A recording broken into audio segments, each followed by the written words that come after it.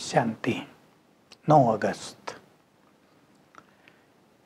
बाबा आज एक गुह्य रहस्य के साथ एक सुंदर बात सुना रहे हैं। मुझे ज्ञान का सागर कहते हैं।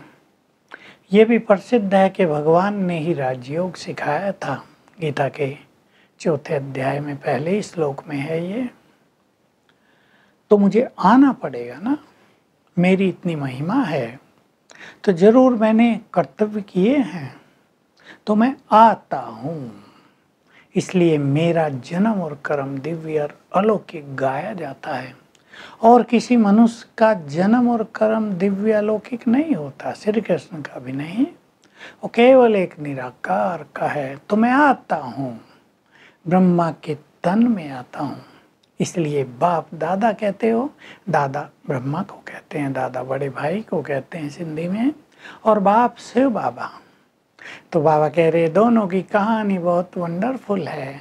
एक था दादा, एक था शिव बाबा। बाबा जैसे कहानी सुना रहे, तुम उनके पास आए थे तो उनके बच्चे बने इस ब्रह्मा के द्वारा तुम्हें एडॉप्ट किया है वर्षा देने के लिए। तुम आ गए हो मेरे से अपना अधिकार लेने के लिए। तुमको 3 बाप हैं, एक लौकिक, दूसरा पारलौकिक शिव बाबा जिसे सब याद करते हैं, और तीसरा ये ब्रह्मा अलौकिक जिसके तन में मैं आता हूँ। मैं इसके द्वारा तुम्हें वर्षा देता हूँ, तुम्हें राजयोग सिखा रहा हूँ, मैं तुम्हें याद दिलाता हूँ। मैंने तुम्हें सतयुग में भेजा था, तुम संपूर्ण पावन थे, संपूर्ण सुखी थे, धन धान से भरपूर थे। रावण आ गया, माया आ गई, तुम्हें दुखी कर दिया, तुम्हें गिरावट ले आई है। तुम नीचे उतरते आए, तुमने 84 जन्म पूरे किए। अब मैं आ गया हूँ तुम्हें पावन बनाने के लिए। मेरा मुख्य कर्तव्य ही है स्थापना और विनाश का। मैं सतयुगी दुनिया की स्थापना कर रहा हूँ और इस पुरानी दुनिया का विनाश करा देता हूँ। अब तो बॉम्ब्स बने हैं, बाबा कहते हैं चपटी में ऐसे विनाश हो जाएगा, क्योंकि बॉम्ब्स बने हैं। पहले तो लड़ाइयाँ 8-10 साल तक भी चलती थी, लेकिन ये लड़ाई लंबा समय नहीं चलेगी, जल्दी खेल पूरा हो जाएगा। तो बाबा कह रहे तुम्हारी माला बन रही है, तुम सब मेरे बच्चे हो, इसलिए तुम रुद्र माला के मणके हो। तुम मेरे गले का हार बनते हो। फिर है सर्वश्रेष्ठ 8 की माला, फिर 108 की, फिर 16,108 की। 8 सबसे महान। सतयुग में 108 ही आत्माएं राज करती हैं। उन दिनों भी बाबा कहते थे, और बच्चे बाबा से पूछते थे बाबा कितनी आत्माएं राज करेंगी सतयुग में। बाबा कहते अभी छोड़ो, तुम्हें धीरे धीरे पता चलता जाएगा। जैसे जैसे तुम संपूर्णता के समीप पहुंचोगे, तुम्हें साक्षात्कार होते रहेंगे मालाओं के, कौन क्या बनेगा, ये लक्ष्मी नारायण कितने महान, कितने धनवान, कितने पावन, सबके साक्षात्कार होते रहेंगे। 108 आत्माएं सतयुग पर राज करती हैं। यही सबसे महान आत्माएं हैं। इनके लिए ही बाबा कहते हैं बच्चे 8 घंटे तो मुझे दो, 8 घंटे आराम कर लो, 8 घंटे अपने काम करो, 8 घंटे इस याद की यात्रा में लगाओ। कर्म करते योग करना है। कई बच्चे कहते हैं बाबा योग लगता नहीं, बुद्धि बहुत भटकती है। बाबा कहते हैं तुम कर्म योगी हो, कर्म करते योग लगाओ तो कर्मातीत हो जाओगे। तुम्हें कर्मातीत होना है, संपूर्ण पावन बनना है। कर्मातीत किसे कहते हैं? ये है शब्द कर्मों से अतीत, परे, अर्थात जो पाप कर्म मनुष्य ने किए वो सब नष्ट हो जाए, और जो कर्म मनुष्य करता है उसके प्रभाव से हम परे हो जाए, इसको कर्मातीत अवस्था कहते हैं। तो हम सब उसके लिए अभ्यास कर रहे हैं। भले ड्रामा बनाया है कि कर्मातीत होना और महाभारत लड़ाई लगना ये साथ साथ होंगे। हम जानते हैं अंत तक हम कर्मातीत हो जाएंगे, परंतु पहले से ही कर्मातीत होने का पुरुषार्थ करना है, प्लान बनाना है। ये बहुत लंबी यात्रा है, ये बहुत जल्दी नहीं पूरी होती है। तो हम अपने को चेक करेंगे।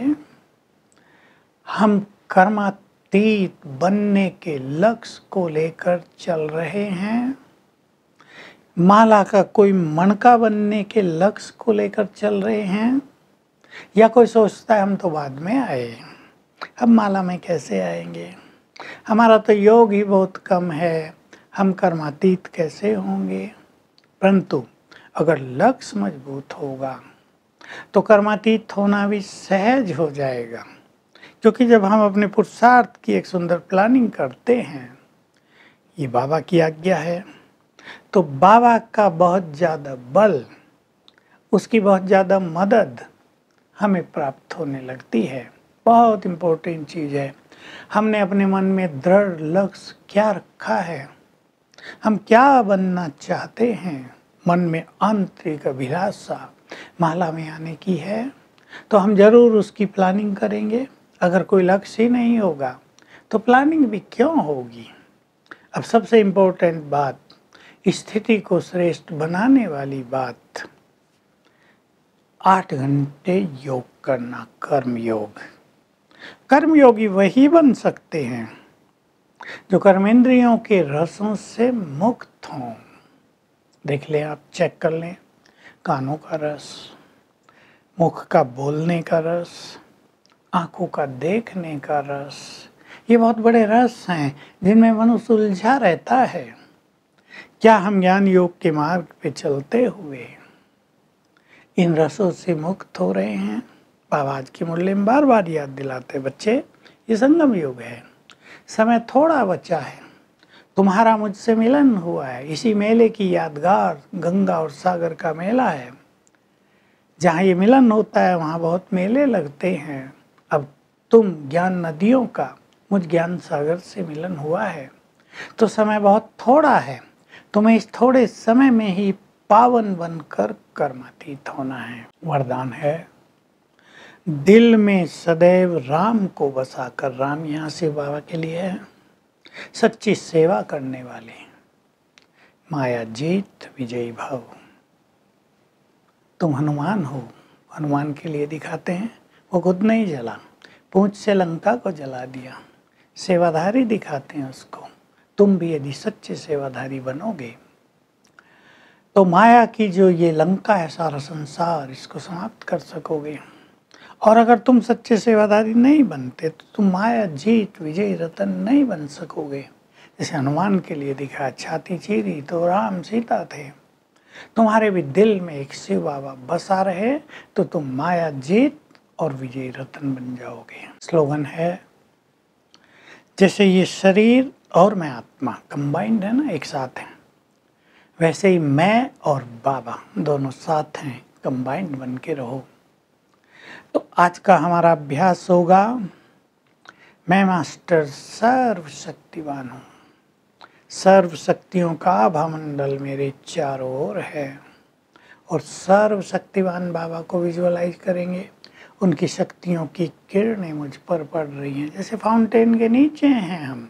चलते फिरते भी अभ्यास करेंगे, और जब ट्रैफिक कंट्रोल बजेगा तब भी अभ्यास करेंगे। ओम शांति।